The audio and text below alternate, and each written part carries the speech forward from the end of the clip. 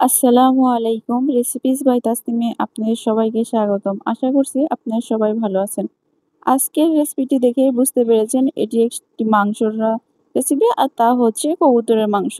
অনেকেই কিন্তু কবুতরের মাংস অনেক বেশি পছন্দ করেন আর আমারও কিন্তু অনেক বেশি পছন্দ লাগে।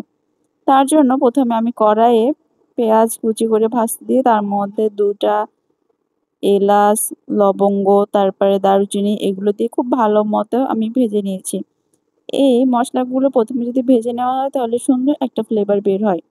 তারপরে যখন পেঁয়াজটা একদম ব্রাউন কালার হয়ে এসেছে তারপরে আমি যে বাটা মসলা করে রেখেছিলাম সেগুলো দিয়ে দিলাম। এর মধ্যে ছিল পেঁয়াজ, রসুন, আদা এবং কিছু গরম মসলা।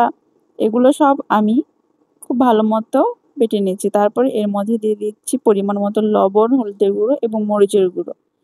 এগুলো দেওয়ার পরে খুব ভালোভাবে এগুলো আমি মিক্সড করে এবং কিছুক্ষণ রান্না করে দিই ৫ মিনিটের মতো। মাঝখানে আমি এর মধ্যে ২ টা তেজপাতা চিড়ে দিয়েছি এবং ২ টা মরিচ আমি ফ্লেভারের জন্য দিয়েছি। যখন মসলাগুলো কষানো হয়ে গেছে সেই পর্যায়ে আমি দিয়ে দিচ্ছি আগে থেকে যে কবুতরের মাংস ছিল সেটা। আর আমি কবুতরের মাংস আজকে আলু দিয়ে রান্না করছি যেহেতু আমার আলু দিয়ে মাংস খেতে খুব ভালো লাগে তার জন্য আমি আলু দিয়ে রান্না করছি। আপনারা চাইলে আলু বাদ দিয়েও রান্না করতে পারেন। কিন্তু খেতে কিন্তু খুব ভালো লাগে। কার কবুতরের মাংস খুব বেশি ভালো লাগে অবশ্যই কমেন্ট করে জানাবেন। আর কে কোথা থেকে আমার এই ভিডিওটা দেখছেন সেটাও কমেন্ট করে জানাবেন। দেখুন আমার এই রান্নাটা একদম মাখো, মাখো হয়ে গেছে। যখন দেখলাম যে এটা আলুটা প্রায় ৮০% এর মতো সিদ্ধ হয়ে গেছে সেই পর্যায়ে আমি এর মধ্যে দিয়ে দিলাম পরিমাণ মতো ঝোল।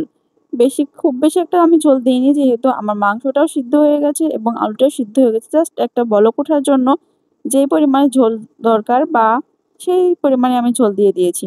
তারপর এটা ঢাকনা দিয়ে ৫ মিনিটের মতো রান্না করে নিব। ৫ মিনিট রান্না করার পর দেখা যাবে যে এটাতে বলক চলে আসবে। তো আমি ঢাকনা দিয়ে দিলাম। ৫ মিনিট পরে দেখুন যে আমার এই তরকারিতে বলক চলে এসেছে।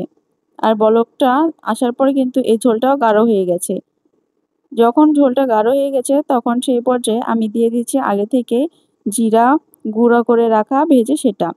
এটা দেওয়ার পর আর বেশিক্ষণ রান্না করতে হয় না। জিরা গুঁড়া দেওয়ার পর বেশিক্ষণ রান্না করলে কিন্তু ভালো একটা ফ্লেভার পাওয়া যায় না।